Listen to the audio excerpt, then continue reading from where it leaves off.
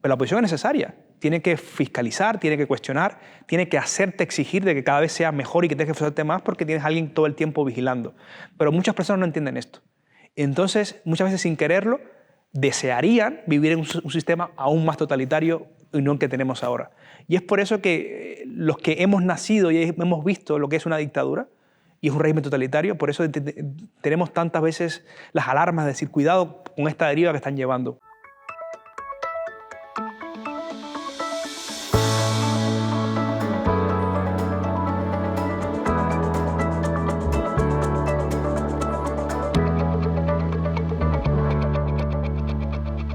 ¿Qué tal amigos? ¿Cómo están? Bienvenidos a un nuevo encuentro en nuestro canal Fundos Forum, hoy para aportar contenido a nuestra sección, a nuestro ciclo que llamamos Novísimos, en el que personas pioneras, jóvenes, avanzadas en su actividad, nos ofrecen nuevos puntos de vista, alternativas de pensamiento para problemas cotidianos en una sociedad compleja, rica, variada, como es la que nosotros tenemos en este momento.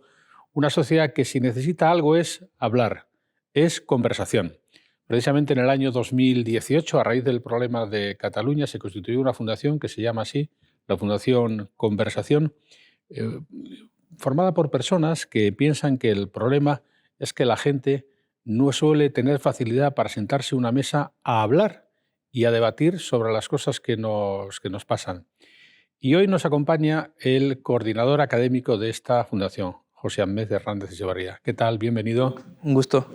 Gracias por la invitación. Muchísimas gracias a José Ahmed, cubano, investigador predoctoral en el CEU, con una investigación profunda sobre el grupo Tácito, ese grupo tan relevante en España, un cubano que ha decidido quedarse entre nosotros y que ha descubierto la magia de nuestro país y que desde esta fundación y otras actividades que descubriremos le está echando una pensada al momento presente a la luz del pasado y del ejemplo, por ejemplo, relevante que nos ofrece el grupo Tácito. Bueno, ¿qué tal la fundación? ¿Cómo va? Bueno, la fundación va bien. Todavía tenemos varias actividades que necesitamos desarrollar. Es cierto que en un momento tan complejo como usted describía, que cuando se funda, yo me incorporé en 2020, sí, 2 años después, entendimos que en España hacía falta, como usted decía, esta cultura de la conversación, porque al final la democracia y los sistemas que ahora mismo Europa en su mayoría tiene, se fundaron precisamente porque personas que pensaban diferentes supieron sentarse a conversar y a buscar puntos en comunes. Entonces, con esta inspiración surgió esta fundación en Madrid, se llama así Conversación.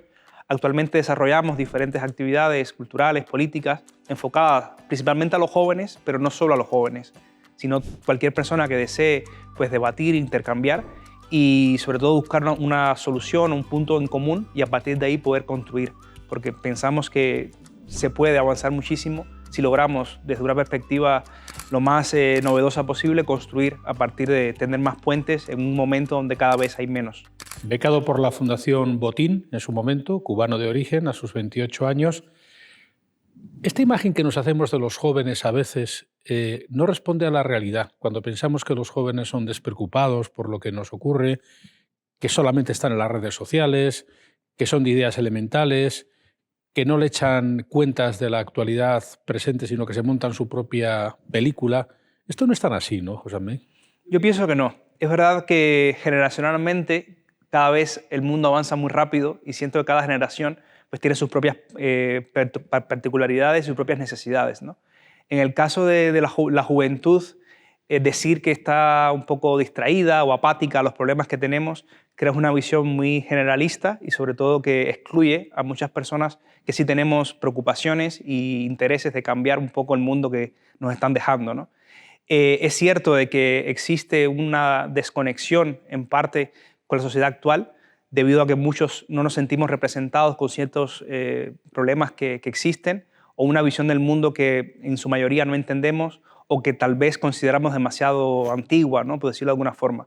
Es verdad que se ha unido estos cambios generacionales con un avance tecnológico que cada vez va muy rápido y que tal vez nos hace no entender procesos que en su momento iban más lentos y que ahora van vertiginosamente. No obstante, sí creo que existen personas que tenemos esa inquietud, que queremos abrirnos pasos en una sociedad que consideramos que tiene que cambiar muchas cosas, no solo a nivel político, que es lo que siempre se habla en los medios de comunicación, sino a nivel social, a nivel cultural, a nivel educativo, a nivel ambiental. Es decir, son muchos los temas que hay, pero principalmente soy de los que me muestro optimista en decir de que las nuevas generaciones tenemos otras visiones que a veces son incomprendidas por las personas que nos llevan más edad, pero que al final sí tenemos esa misma inquietud que en su momento tuvieron los que tienen la edad nuestra ahora, ¿no? Y sencillamente, pues eso, intentamos desde nuestros mecanismos, desde nuestras formas de comunicar, que a veces es diferente, pues compartir nuestras preocupaciones, que no siempre son bien entendidas o bien comprendidas por quien nos escucha.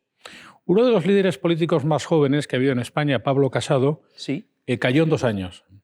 Y lamentablemente parece que los jóvenes no son muy propensos a participar en política, quizá no tanto en opciones de izquierdas, pero sí en otras opciones más liberales. ¿Esto por qué es? ¿Es problema de la política o es problema de los jóvenes? Yo creo que ambas partes tienen implicación en el asunto. Es cierto que vivimos en un sistema de democracia liberal surgido a partir de la caída del comunismo en Europa y que durante la década de los 90, inicio de los 2000, se creía o se pensaba que era como el gran victorioso, ¿no? en un siglo tan complejo como el siglo XX. Ahora mismo nos encontramos en un modelo, unos paradigmas donde cada vez son más cuestionados y muchos jóvenes pues, no se sienten parte de esta sociedad o de este sistema político. Esto se refleja, por ejemplo, en la abstención, muchas veces en los diferentes mecanismos de participación, o que los jóvenes consideran de que votar cada cierto tiempo no les llama la atención o no ven la implicación en esto. Es cierto que hay ciertas diferencias o cierto alejamiento, ¿no? por parte de muchas personas, cada vez con edades más tempranas, y que tal vez esto incida en que se lleve esta noción de que los jóvenes están alejados de la política. Al final, siento que están implicados, pero de otra manera, no de la manera tradicional que tenemos de la política. Pues, por ejemplo, cuando vemos algunas manifestaciones con respecto, por ejemplo, al cambio climático, con respecto a los derechos de las mujeres, con respecto al suicidio, a la salud mental, vemos que hay muchos jóvenes ahí. Entonces sí hay una participación, lo que tal vez no están metidos en los mecanismos políticos tradicionales como partidos políticos o organizaciones, y por eso pensamos que no están dentro de la política. Y voy a lo que recordaba, ¿no? que tal vez es que hay otros mecanismos de expresión de estas demandas, de estas preocupaciones. Con respecto al ejemplo de Pablo Casado, creo que en España tiene la fortuna, aunque los españoles algunas veces no se den cuenta, de que tienen políticos muy jóvenes, si lo comparamos con varios países democráticos del mundo. La participación de políticos de 30, 40 años es común, es una regla en España, y creo que eso es muy positivo. Y en parte es cierto de que tienen todavía una generación que no logra encontrar un espacio de participación en estos debates políticos, pero insisto nuevamente, sí veo que tiene otras formas de ejercer su participación y de hacer valer sus demandas. Y cuando vemos, por ejemplo, estas diferentes manifestaciones de la sociedad civil, sí se ve más los jóvenes en este tipo de espacios, a mi entender. A veces también uno piensa que no valoramos suficientemente lo que tenemos cuando vivimos en sistemas democráticos, con un régimen de partidos políticos libres y tal y cual. Usted es cubano, recientemente ha habido elecciones en Cuba.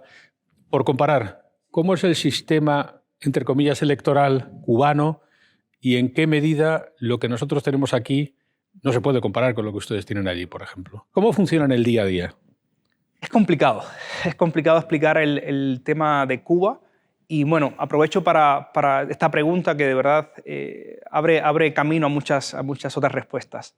Creo que en Europa, dentro de Europa, los países de la Unión Europea, lleváis viviendo un periodo de mucha libertad, de democracia, y quizás eso les ha llevado a olvidar un poco los orígenes o de dónde viene Europa.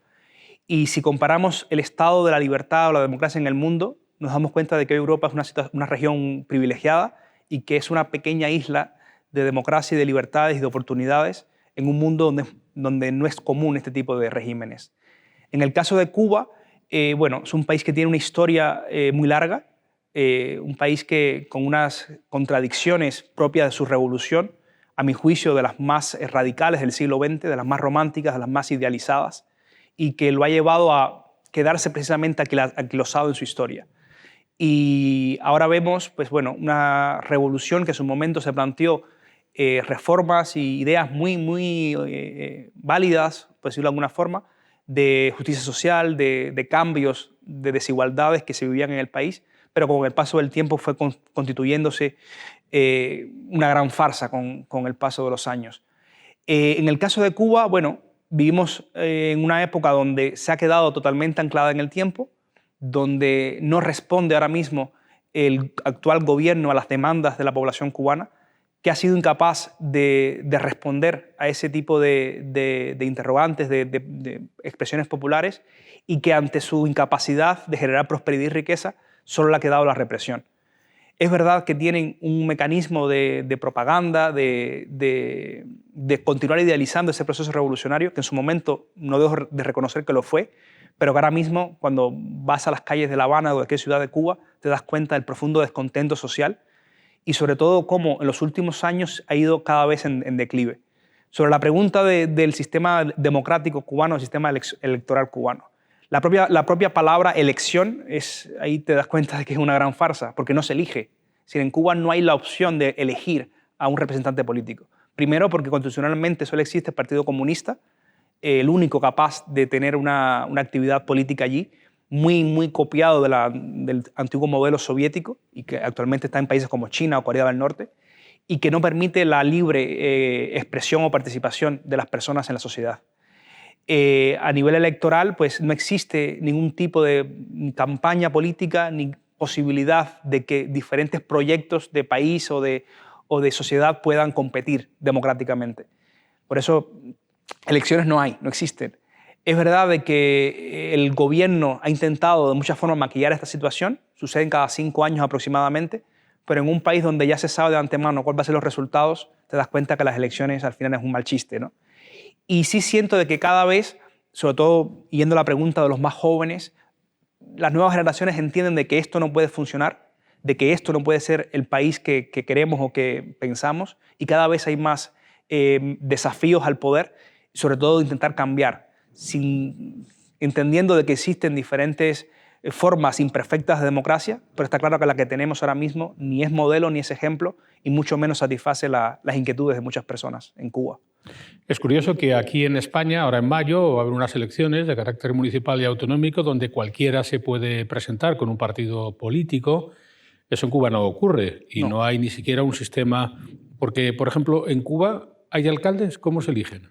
Sí, en Cuba la última modificación constitucional se fue en el 2019 y crearon una figura que es el intendente municipal, que viene siendo más o menos el equivalente al alcalde.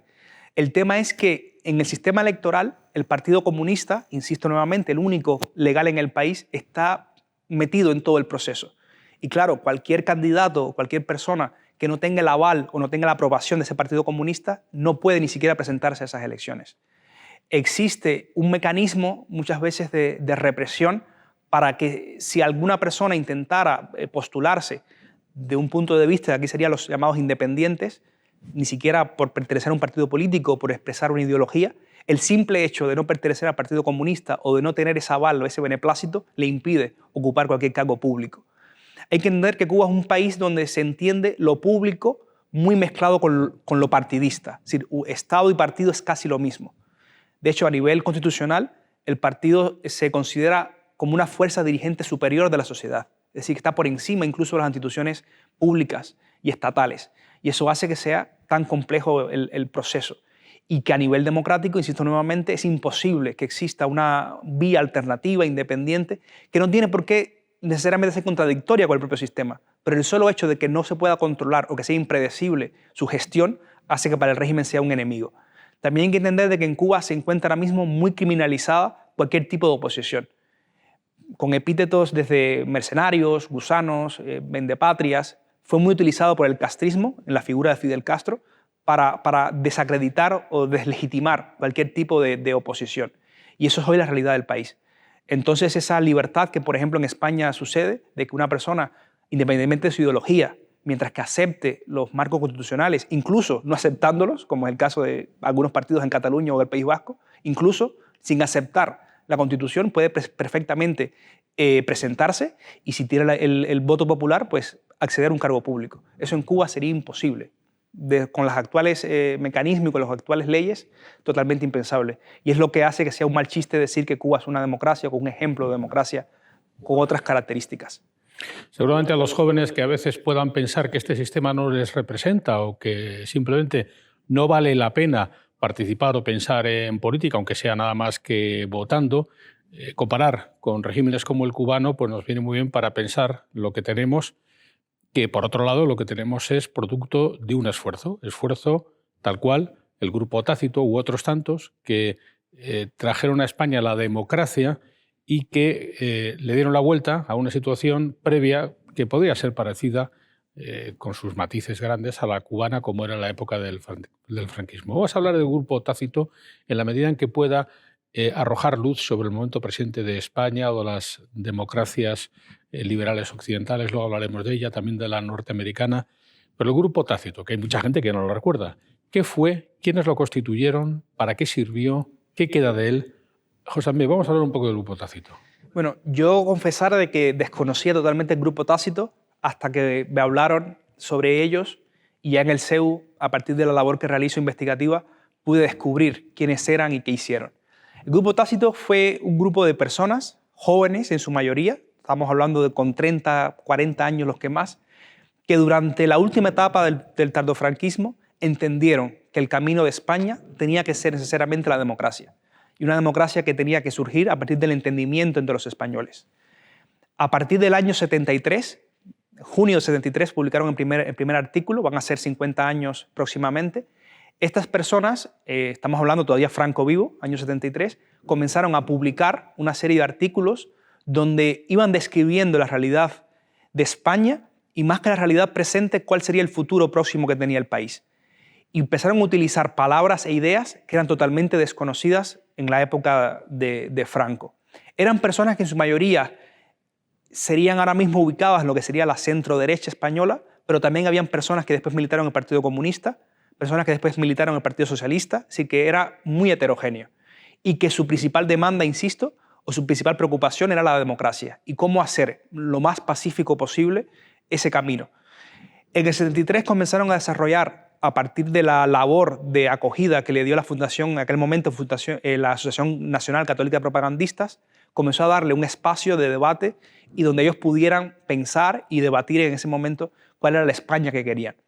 Durante el año 73, 74 y 75 comenzaron a desarrollar esta labor, en su momento muy arriesgada, porque claro, era un sistema donde las libertades que hoy gozamos para nada existían y donde plantear, por ejemplo, un artículo llamado Los Sucesores, ellos plantearon la tan atrevida idea de que la soberanía popular o nacional no residía en la figura del rey que puso Franco, sino en el pueblo español.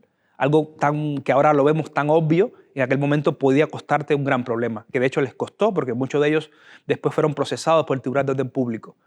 Pero estas ideas tan revolucionarias para la época fueron planteadas por estas personas y que más que ser los precursores de estos mecanismos de transición a la democracia, fueron después los ejecutores. Entonces los Tácitos me llamó mucho la atención porque tuvieron esa doble función. Por un lado, fueron capaces de visualizar la España que se avisoraba y por otro lado ejecutar después muchas ideas.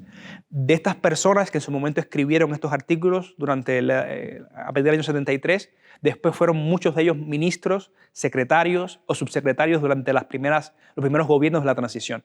Estamos hablando, por ejemplo, de Marcelino Oreja, que fue ministro de Exteriores, Alfonso Osorio, que estuvo también metido dentro del gabinete de Suárez, Antonio Díaz Ambrona fue ministro de Educación, José Manuel Otero Novas, que fue ministro de la presidencia de Adolfo Suárez, entre un grupo, estoy hablando de los más representativos, pero también había un grupo de subsecretarios y a diferentes administraciones, tanto nacionales como autonómicas posteriormente, que estuvieron ahí presentes. Y fueron capaces de entender que a través de ese diálogo, a través de ese entendimiento y sobre todo ir democratizando el entorno donde se encontraban, un entorno muy próximo al franquismo, pero supieron ir ilustrando ese camino, ir moderando esas fuerzas y en su momento pues ir sirviendo de pilar para lo que hoy sería la democracia española. Y sobre todo ayudar a Suárez, a ese gobierno de Adolfo Suárez, que muchas veces tendemos a idealizar a la persona, pero claro, Adolfo Suárez tuvo un gran equipo de trabajo, él solo no pudo llevar la transición.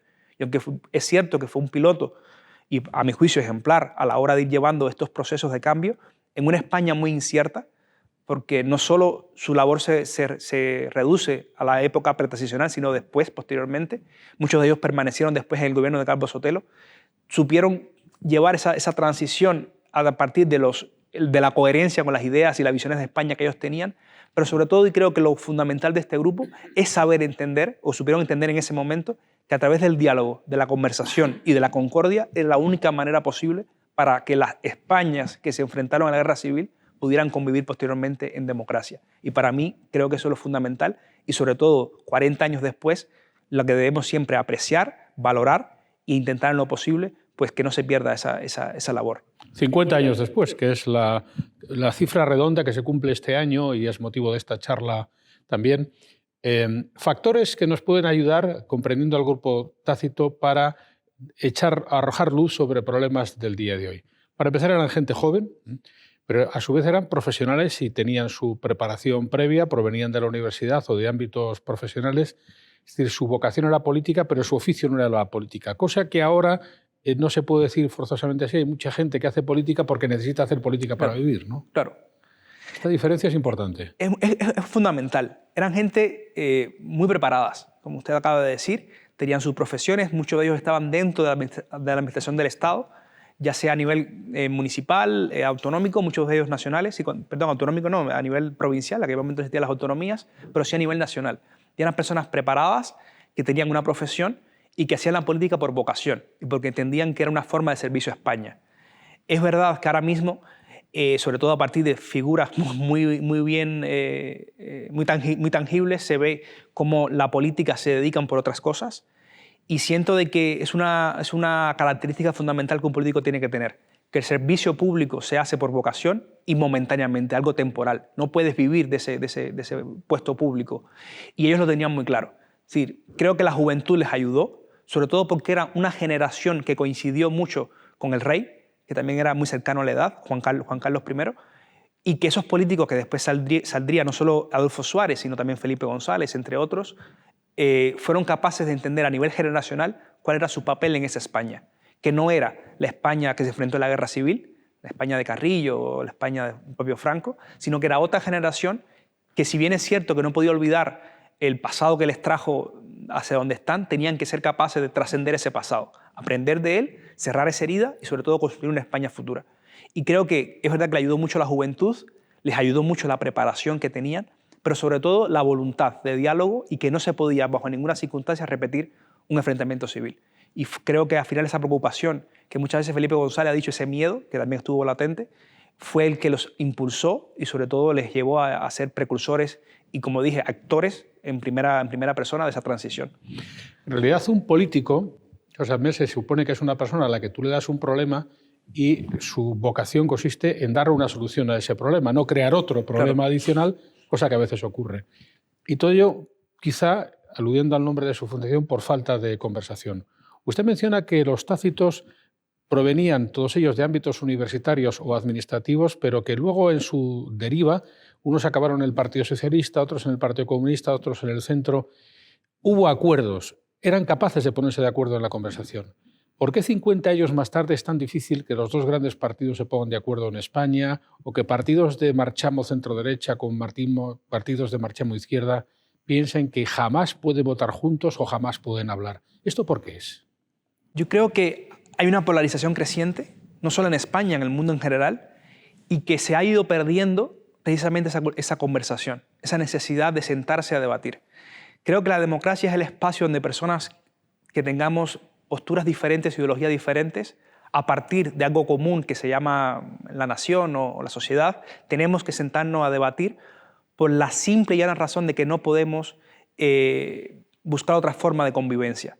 Y creo que estas personas entendieron, porque tenían muy fresco todavía el recuerdo de la guerra, que si no se llegaban a soluciones podía nuevamente derivar en un conflicto armado. Y que especialmente la democracia se trata de que en sociedad y pacíficamente podamos cada uno convivir dentro de un espacio común que es el que nos demos entre todos. Ahora mismo existe una alta polarización, una visión de que con la otra persona no tengo nada que hablar, una forma de ver al adversario político como el enemigo a derrotar y no como la persona con la que, aunque no quiera, tenga que pactar o tenga que dialogar. Y sobre todo porque existe también una necesidad creciente de eliminar a esa persona, de ver como un enemigo, como una persona que tengo totalmente que destruir. Los populismos que tanto polulan actualmente en muchos países occidentales han encontrado un terreno muy fértil para germinar. No solo en España, insisto, es un problema a nivel global, sobre todo en las democracias más consolidadas, porque ha encontrado en esta polarización y en esta falta de entendimiento pues un terreno muy fértil, como decía, para poder postular problemas, es decir, soluciones a problemas que ellos lo pintan muy fácil y que para nada lo es. Es cierto que es muy fácil en una dictadura, un régimen totalitario, poder gobernar, porque existe una orden y mando que hace ejecutar las ideas que tenga la persona de una manera muy fácil. La democracia no es fácil, la democracia es complicada. Tienes que pactar, tienes que negociar y tienes que entender de que la oposición cumple un papel de fiscalización, cuando es una oposición sincera y una oposición leal. Cuando digo leal, leal a la Constitución, leal a ciertos mecanismos fundamentales, pero la oposición es necesaria. Tiene que fiscalizar, tiene que cuestionar, tiene que hacerte exigir de que cada vez sea mejor y que tengas que esforzarte más porque tienes a alguien todo el tiempo vigilando. Pero muchas personas no entienden esto. Entonces, muchas veces sin quererlo, desearían vivir en un sistema aún más totalitario y no el que tenemos ahora. Y es por eso que los que hemos nacido y hemos visto lo que es una dictadura y es un régimen totalitario, por eso tenemos tantas veces las alarmas de decir cuidado con esta deriva que están llevando, porque muchas veces están visualizándose como lo que tanto se oponen, que son las dictaduras. Y siento de que ahora mismo existe ese estado de opinión. Yo lo comentaba que muchas veces a nivel popular o a nivel de las personas normales de a pie, no existe ese ánimo de enfrentamiento. Quizás muchas veces las clases políticas quieren llevar a la sociedad problemas que no existen o que no existen con ese nivel de gravedad. La mayoría de las personas actualmente tienen otros problemas aún más importantes, como un acceso a la vivienda, un acceso al empleo, una necesidad de formar una familia. Tienen otros problemas que a veces el político no logra resolver y que intenta hacer estas cortinas de humo a través de problemas más ideológicos, porque le permite un campo de batalla mucho más fácil para él, ¿no? Y no resolver los problemas que el ciudadano de a pie sí les demanda y que necesita, que le urge que resuelva. Entonces, por ahí también es otra clave. Y a nivel ya, para resumir la pregunta, de España, sí es necesario, porque es un país tan diverso, tan heterogéneo, que necesita entendimiento. Y necesita entender de que en el 78 se dio un marco común, una base que fue la Constitución, que puede ser que haya que hacer algunos cambios, puede ser que se pueda regular algunos aspectos que quedaron desfasados en el tiempo, pero aún así dio una época, o ha dado una época de prosperidad y de democracia que hay que defender. Y a partir de ahí seguir construyendo, pero siempre teniendo como base esto. Porque la España que hubo previo a la Constitución, desde el siglo XIX ha sido bastante compleja. Claro. No, y en la medida en que, como decimos, que sería paradójico, uno va al médico con un problema y sale con dos problemas, esto pasa a veces también con la política, que generan problemas artificiales. Bueno, o quizá la política, entendida como la gestión del futuro de todos nosotros, quizá por momentos políticos de personas que no saben gestionar su pasado. Usted hizo una maestría en la Diputación de Jaén dedicada precisamente a la destrucción del patrimonio cultural en las guerras, y me comentaba que le había llamado mucho la atención cómo lo primero que destruyeron los serbios de los bosnios eran sus cementerios, porque consideraban que así destruían su propia memoria. Eso también nos pasa. Andamos destruyendo el Valle de los Caídos, andamos destruyendo aspectos de la memoria, como que el grupo Tácito y otros eso lo gestionaron bien. No contaban de dónde provenía cada uno, sino que contaban un poco el proyecto común, la alternativa de futuro. Eso parece que lo hemos olvidado en parte, ¿no? Claro, es que le comentaba, el pasado es un terreno muy fértil para cualquier político, porque el pasado le permite cuestionar y resolver problemas que ya están resueltos o que en su momento ya ocurrieron. No los puedes cambiar. Y hay que entender de que hay un pasado que, aunque no nos guste, está ahí. Yo, por ejemplo, cuando hablo con algunas amistades un poco más a la izquierda y les comento, por ejemplo, el tema de la colonización y conquista de América, es algo que está ahí, un resultado que, aunque no les guste, no lo acepte, o a la luz del presente pudiéramos haberlo hecho mejor, pero eso no se puede cambiar. Entonces, es cierto que a nivel político existe esa facilidad por recurrirlo todo al pasado. Yo creo que, por ejemplo, sin ocultar las heridas que pueden existir a nivel personal o a nivel familiar de un conflicto tan grave como fue la guerra civil, donde hermanos estuvieron matándose durante 3 años, es más importante ir visualizando la España de 2036 y no la España de 1936. Y realmente, cuando vemos muchos de estos debates a nivel político y público, vemos que continúan hablando de esa España, la del 36, 1936. Y cuando le pregunto, oye, pero ¿y la del 2036 cómo será? Esta no la tienen bien visualizada. Y ahí vemos que hay un problema. Y el pasado, la memoria, la palabra está muy de moda ahora, memoria democrática, memoria histórica, tal. Claro que tiene que estar presente, claro que tenemos que no olvidar de dónde venimos, pero eso no puede llevarnos a dividirnos en el presente e impedir construir un futuro. Entonces eso tiene que estar muy claro. Tenemos que tener una memoria, una construcción de memoria muy fuerte, pero siempre pensando en el presente, qué podemos construir a partir de esa memoria, pero sobre todo pensar siempre en el futuro. Porque al final es lo que la gente ahora mismo necesita y pide, soluciones para el presente que les permite después tener un futuro mejor. Esto que comentaba de la investigación que hice sobre la memoria y las guerras, los conflictos armados, la cultura, es algo que ahora está actualmente muy vigente, el tema de la cultura como arma. No quisiera decir de guerra, pero sí como arma de debate, como arma de conflicto. Y muchas veces entendemos en una época de globalización, donde cada vez los nacionalismos y los regionalismos están más presentes, como una especie de defensa. Yo siempre he dicho que las tradiciones, las identidades son válidas, legítimas y muchas veces necesarias y nos permiten entender la heterogeneidad de un país, de un contexto, de una región, pero nunca pueden ser excluyentes. Y creo que precisamente este debate cultural ha llevado a que muchas personas lo utilicen como arma para enfrentarse a otros, cuando realmente deberías hacernos entender de que esa propia cultura nos permite darnos cuenta que formamos parte de algo más grande, que puede ser España, puede ser Europa o puede ser el mundo. Y en esta Fundación Conversación o en sus alianzas con la Fundación Toqueville, que sí, creo que también tienen que ver con ella en Barcelona, sobre la democracia liberal y sobre los partidos políticos, ¿qué piensan que va a ocurrir a la luz, por ejemplo, de lo que está pasando en Estados Unidos con este bipartidismo tan brutal, enfrentamientos tan severos, pérdidas de legitimidad por parte del sistema democrático con acusaciones de los más radicales republicanos de que el sistema no vale, o lo que pasa en España o en Europa con los partidos políticos, donde los procedimientos de primarias no siempre hace que lleguen los más válidos, pero sí los que más adhesiones consiguen entre los grupos? ¿Piensan que la democracia tiene que evolucionar para perfeccionarse y que estas democracias liberales cambiarán en el medio plazo? Bueno, ahí solemos debatir de varios temas y este es un punto donde siempre hay gran debate, gran controversia. Claro que tiene que evolucionar.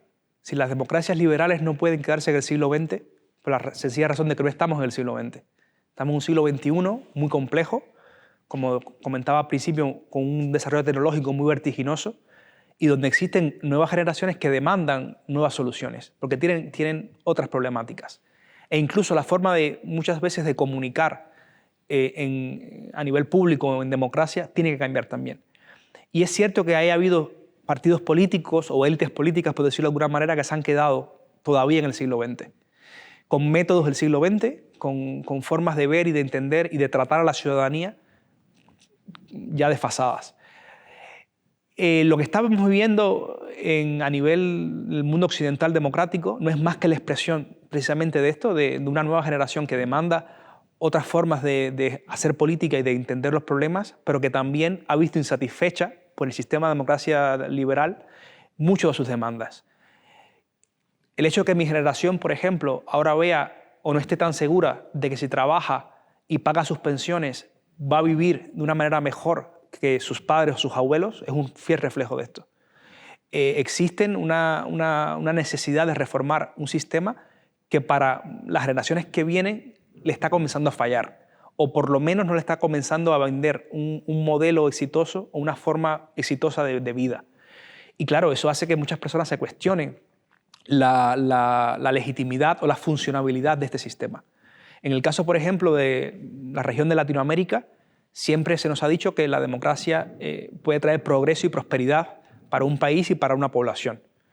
Pues para muchos países no ha sido así. Hay una desigualdad profunda, hay muchas personas en una pobreza extrema y donde han visto que un sistema no le ha resuelto el problema. A los países, por ejemplo, del Medio Oriente se les prometió que si cambiaban sus mecanismos políticos y derrotaban a sus dictadores, instauraban democracias, pues iba a ser más factible y más armonioso para todos. Hombre, si vemos ahora Libia, Siria, Egipto, son países que tampoco les ha funcionado bien.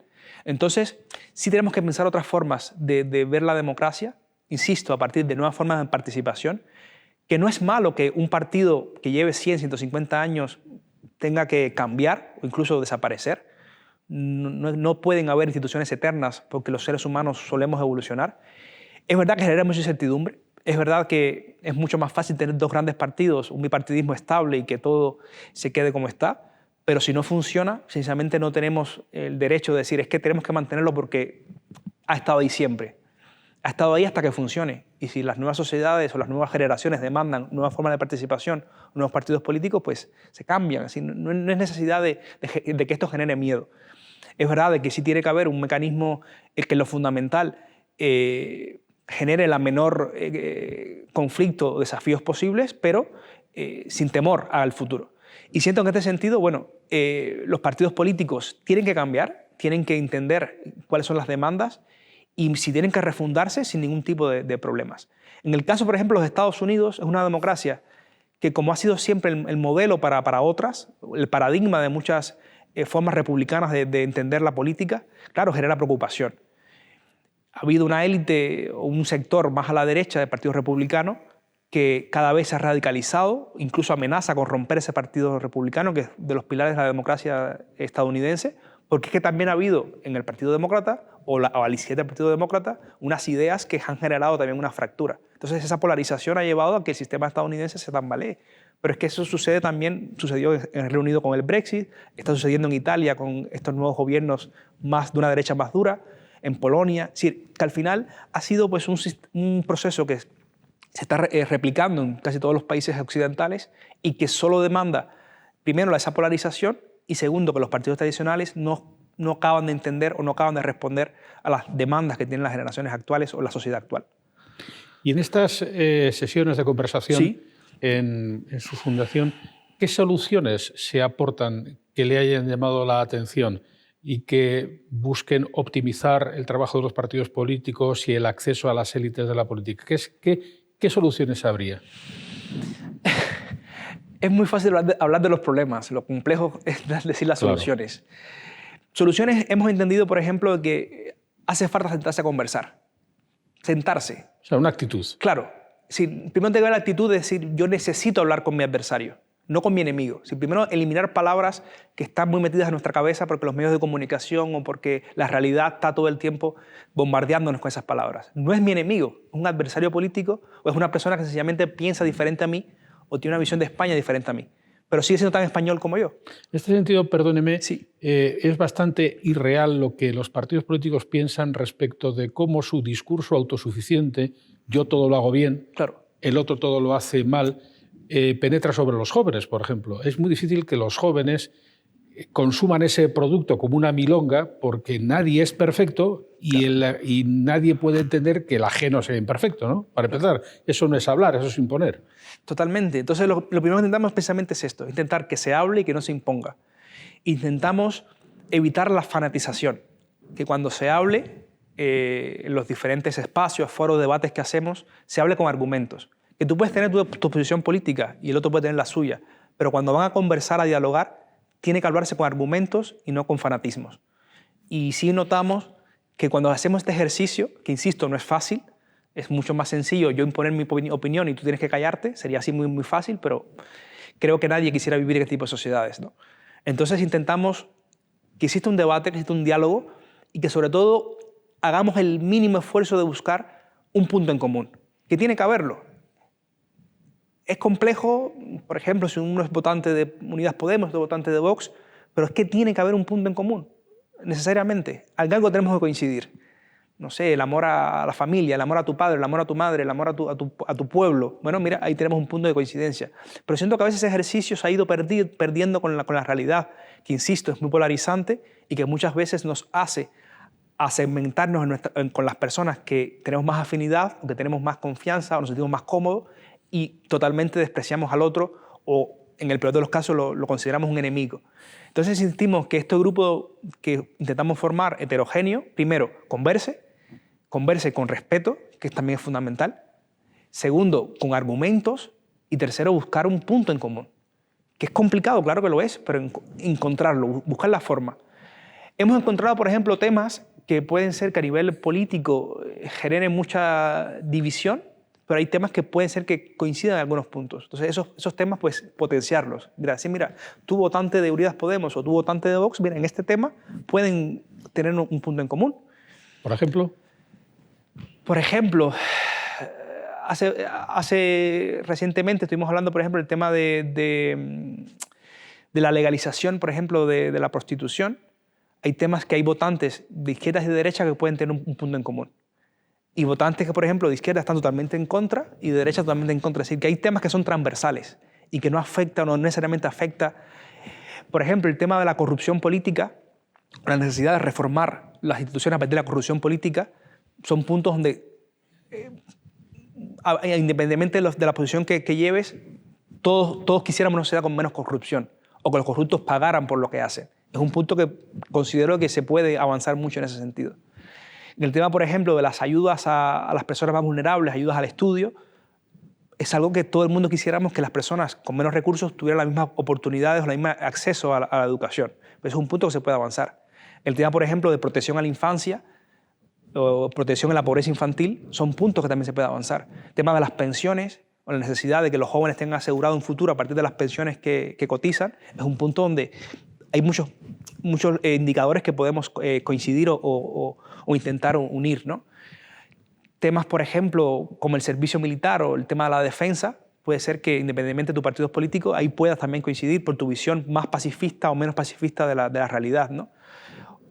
No lo sé, hay muchos temas que sí hemos encontrado donde no somos tan diferentes como pensamos, pero si ya nos ponemos de antemano ese chaleco, esa etiqueta de que yo contigo no tengo nada que hablar porque somos diferentes, sí tenemos un problema. Pero sobre todo intentar, insisto nuevamente, buscar esa idea de la conversación, esa necesidad del diálogo y de entender de las sociedades que tenemos actualmente, con todas las libertades que gozamos y con toda la democracia que podamos tener, con sus imperfecciones, que las hay, pero aún así han sido construidas gracias a que grupos políticos o grupos de personas se sentaron a conversar y a buscar un marco que en lo fundamental nos permitiera la convivencia, que en muchos casos se llama Constitución o las leyes que de ella deriven. Y luego hay un tema en el que sorprendentemente es muy difícil alcanzar acuerdos, que es en el tema de la riqueza. Sí. Unos hacen más hincapié en el reparto de la riqueza, otros, sin embargo, hacen más hincapié en la generación de la riqueza, pero parece que es muy difícil poner de acuerdo y generar un fenotipo de alguien que hable del reparto y de la generación de la riqueza, como que ya el capitalismo ha perdido eficiencia para amplios sectores de la sociedad. Eso usted, que además es cubano y que no tiene un régimen capitalista, sino todo lo contrario, pero que tiene enfrente un régimen rabiosamente capitalista como es el americano, ¿cómo escucha que lo están viendo los jóvenes de hoy? ¿Qué les parece el capitalismo? ¿Qué papel tendría el intervencionismo económico? Creo que los jóvenes, voy a un poco hablar a título personal, tenemos, claro, serias dudas con el capitalismo como lo hemos vivido ahora. Yo lo primero que recuerdo de mi más temprana infancia fue la crisis 2008. Ahora estoy en mi juventud, mi etapa de casi la adultez, y veo hasta otra crisis a partir del coronavirus. Entonces hemos visto un sistema que tal vez para lo que lo vivieron en los 90 o inicios de los 2000 fue muy próspero, pero nuestra generación lo que ha visto ha sido crisis tras crisis y problema tras problema, déficit tras déficit, ¿no? Incluso en los países más desarrollados, donde el capitalismo pudiera ser más exitoso, te encuentras, por ejemplo, los jóvenes en Estados Unidos, donde ven el acceso a la educación o a la universidad con un nivel de endeudamiento que es totalmente insostenible. Vemos un capitalismo que a nivel ecológico nos tiene en una gran crisis. Queramos verlo o no, queramos aceptarlo en una mayor o menor medida, pero existe un problema a nivel de consumo, a nivel de sostenibilidad.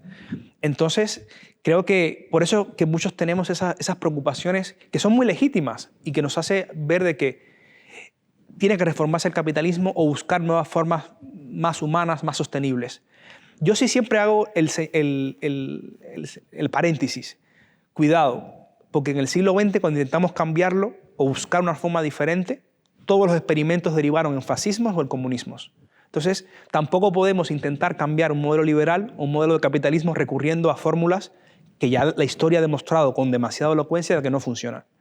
Entonces, siento que quizás el gran reto de nuestra generación, el gran desafío sea buscar un sistema que busque que esa repartición equitativa de las riquezas, que busque una mayor dignificación a la persona, que busque la forma en consagrar derechos básicos como pueden ser la salud o la educación y que sea accesible para todos en un medio de mercado, un mecanismo de mercado, que busque una forma de convivencia entre países más pacífica. El capitalismo, o la manera que lo hemos visto, ha llevado un mundo, si bien es cierto que no ha habido una tercera guerra mundial, pero por otras razones de causa mayor como son las armas nucleares, pero ha sido un mundo inestable. Si no podemos decir que el capitalismo ha traído una paz global. No, no es así. Entonces, sí es cierto de que a nivel generacional hay demandas o insatisfacciones que la sociedad actual no ha respondido. Y que los próximos años, según cómo se vislumbra, se ve que cada vez van a ser más recurrentes estas crisis o estas problemáticas del capitalismo con las reglas actuales no están funcionando. Por ejemplo, el tema de la riqueza es algo que una persona, sobre todo los más jóvenes, vemos como que si existe una productividad o existe una calidad de vida mejor comparado con otros años, pero a nivel de generación, de acumulación de riqueza es totalmente alarmante. Entonces es algo que hay que buscar una solución, buscar una manera donde se pueda distribuir de una forma más equitativa. Insisto, no digo que exista una única manera o que sea fácil encontrarla, pero por lo menos entender de que hay que cambiar algo. O que a nivel ecológico nos preocupa el planeta que nos están legando. O en las próximas décadas, ¿cómo será? ¿Dónde van a nacer las generaciones que vienen después? Es una preocupación legítima que tienen los jóvenes. Porque ahí sí que hay a veces un poco una decepción con el sistema. Uno de los grandes problemas o subproblemas, sí, por no calificarlo así, que tienen los jóvenes es el de la vivienda, que es un problema terrible. Se diría que los sistemas centralizados, los sistemas dictatoriales, comunistas o fascistas, eso lo resolvían mejor, porque cogían y hacían viviendas y la gente en los 50 igual no tenía tanto problema de acceso a la vivienda como pueden tener los jóvenes en este momento. Es un problema real que no parece que las grandes sociedades estén resolviendo, porque incluso cuando intervienen generan un problema mayor. Véase, por ejemplo, la legislación en España relativa a los alquileres, que lo único que ha hecho ha sido encarecerlos. Claro. Es cierto que hay fórmulas en sociedades democráticas que entiendo que pueden ser decepcionantes, o que muchos intenten buscar soluciones en otros sistemas más totalitarios. Pero tenemos que insistir que esos sistemas, en muchas alternativas, funcionaron medianamente porque precisamente eran totalitarios. Entonces, no podemos, intentando buscar una solución, alejarnos del método democrático. Hombre, si ahora me dices que hay que construir viviendas, pues es mucho más fácil pues, esclavizar a las personas y todos construimos viviendas, pero no funciona así. Si hay que construir pirámides, era más fácil pues, esclavizar a una comunidad campesina y construir pirámides, pero no funciona así. Vivimos una democracia donde impera unas leyes, donde impera un respeto a las libertades, un derecho a huelga, un derecho a sindicatos, es decir, donde hay otras situaciones más complejas. Entonces sí siento de que es cierto de que muchas personas han recurrido a viejos métodos, insisto, del siglo XX, comunistas o fascistas, más totalitarios, más estatistas, donde solucionar el problema. Quizás en esas sociedades fue, entre comillas, nuevamente insisto, eficiente, pero ¿a qué costo? Y creo que la libertad nunca puede ser el precio que yo pague por tener una vivienda o porque el Estado me ayude con ciertas cosas. Porque al final la historia ha demostrado de que puede ser que sea el precio que algunos estén dispuestos a pagar, pero que a largo plazo es muy costoso. Quitar la libertad o dar la responsabilidad ciudadana o individual al Estado o a algo que sea un organismo superior, ¿no? Entonces sí siento que esto es verdad, que el tema de la vivienda, por ejemplo, es otro de los puntos donde los jóvenes tienen una gran preocupación, junto con la precariedad laboral, junto con la formación de un hogar, junto con la natalidad. Siempre se nos acusa de que los jóvenes no quieren tener hijos o cada vez tienen más predisposición al ocio. Si no es que seamos ociosos, no queramos tener hijos, es que es muy complicado ahora mismo formar una familia. Entonces, eso es algo que la sociedad actual ha fallado a las nuevas generaciones. No le ha permitido un espacio ideal o medianamente solvente para formar una familia a través de una casa, a través de un medio de transporte, a través de ciertos mecanismos económicos. Entonces, eso hace que muchos jóvenes se cuestionen. Por eso yo siempre he insistido que es legítimo ese cuestionamiento, que es legítimo ese pensamiento. Lo que sí tenemos que buscar un espacio para encontrar los puntos en común y sobre todo no desviarnos o caer en el fácil error de buscar viejos métodos totalitarios, ya sea comunistas o fascistas. Porque el siglo XX demostró de que no funcionan. No funcionan en Alemania, no funcionan en China, no funcionan en Rusia, no funcionan en Cuba. No funciona ese tipo de mecanismos. Aunque aparentemente parezcan poner el parche y puedan solucionar a largo plazo. Entonces, yo por lo menos desde mi opinión siempre he sido muy crítico con esto. Hay que buscar reformas, sí, hay que actualizar muchos problemas que puede haber en las sociedades democráticas liberales actuales, claro, pero con mecanismos novedosos, no repitiendo lo que ya pasó. La verdad es que es estupendo hablar de estas cosas en términos de conversación, como es la fundación de la que José Admeque es el coordinador académico, y no de un modo tácito, como el grupo, sino explícito, poner de manifiesto los problemas de nuestra sociedad. Nuestro problema es el tiempo, que ya se nos ha terminado, pero tendremos oportunidad de seguir hablando con novísimos como José Admeque Hernández Echeverría y buscándole soluciones a los problemas de nuestra sociedad actual. Gracias por acompañarnos a vosotros por la invitación. Este tiempo aquí. Y a ustedes también, gracias por la oportunidad que nos dan de seguir con estas charlas en nuestro canal, en el canal Fundos Forum. Hasta una nueva oportunidad.